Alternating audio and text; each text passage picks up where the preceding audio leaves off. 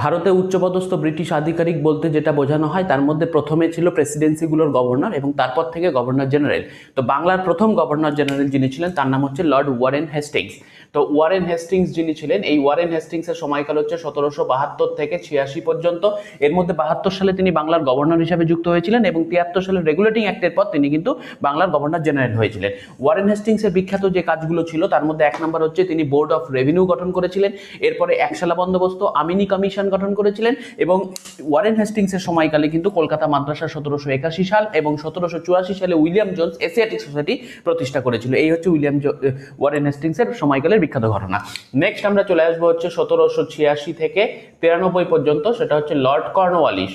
তো এই কর্নওয়ালিসের সময়কালের সঙ্গে বিখ্যাত ঘটনা হচ্ছে আইসিএস, তাকে father of Indian civil service বলা হয়। তিনি হচ্ছে ভারতে পুলিশি ব্যবস্থার প্রবর্তন করেছিলেন। এছাড়াও কর্নওয়ালিসের সঙ্গে হচ্ছে সূর্যাস্ত আইন যেটা রয়েছে সেখানে চিরস্থায়ী বন্দোবস্ত এবং 10 সালা বন্দোবস্ত এর সঙ্গে যুক্ত। তো কর্নওয়ালিসের ক্ষেত্রে কিন্তু আইসিএস এবং পুলিশি ব্যবস্থার জন্য খুব পরীক্ষায় কোশ্চেনটা আসে, সূর্যাস্ত আইন এবং চিরস্থায়ী বন্দোবস্ত পরীক্ষায় আসে। নেক্সট হচ্ছে আমাদের 1793 থেকে 98 পর্যন্ত যিনি বাংলার গভর্নর জেনারেল ছিলেন তার নাম হচ্ছে জন শোরে। এই জন শোরের সময়কালে কোনো উল্লেখযোগ্য ঘটনা আমরা পাই না। নেক্সট হচ্ছে 1798 থেকে আমরা 1805 সাল পর্যন্ত যে সময়কালটা রয়েছে, এই সময়কালের মধ্যে বিখ্যাত যে ঘটনাটা ছিল সেটা হচ্ছে অধীনতামূলক মিত্রতা নীতি। তারপরে 1802 সালে হচ্ছে বেসিনের সন্ধি এবং হচ্ছে ফোর্ট উইলিয়াম কলেজ হচ্ছে 1800 সাল। আর এই তিনটে ঘটনার সঙ্গে যিনি যুক্ত ছিলেন তার নাম হচ্ছে লর্ড ওয়েলেসলি। তো লর্ড ওয়েলেসলি যিনি ছিলেন তার সময়কালের এই তিনটে বিখ্যাত ঘটনা, এবং লর্ড ওয়েলেসলির সময়কাল হচ্ছে 1798 থেকে 1805 সাল। এরপরে চলে আসবে আমাদের 1805 থেকে 7 পর্যন্ত হচ্ছে জর্জ বার্লো।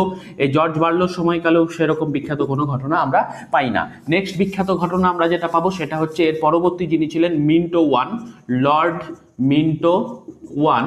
এই লর্ড মিন্টো ওয়ানের সময়কাল হচ্ছে 1807 থেকে 13 পর্যন্ত। এই সময় 1809 সালে বিখ্যাত ঘটনা ছিল হচ্ছে অমৃতসরের সন্ধি। আর এই অমৃতসরের সন্ধি হচ্ছে রঞ্জিত সিং পাঞ্জাবের ক্ষেত্রে, তো সেই অমৃতসরের সন্ধি বিখ্যাত ঘটনা। এরপরে হচ্ছে লর্ড হেস্টিংস যেটা ছিল সেটা হচ্ছে 1813 থেকে 23। এই সময়কালের মধ্যে সগৌলি সন্ধি হয়েছিল ব্রিটিশদের সঙ্গে হচ্ছে নেপালের।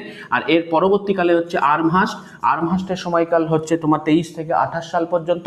আর এই সময়কালে ইয়ান্দাবুর সন্ধি হয়েছিল 1826। আর নেক্সট হচ্ছে আমাদের উইলিয়াম বেন্টিং সতীদাহ প্রথা, ঠগি আইন এবং আইপিসি হয়েছিল। তো এই সমস্ত আরও তথ্য জানতে চাইলে তোমরা চ্যানেলটিকে সাবস্ক্রাইব করবে এবং বন্ধুদের সাথে শেয়ার করবে। Destination WBCS।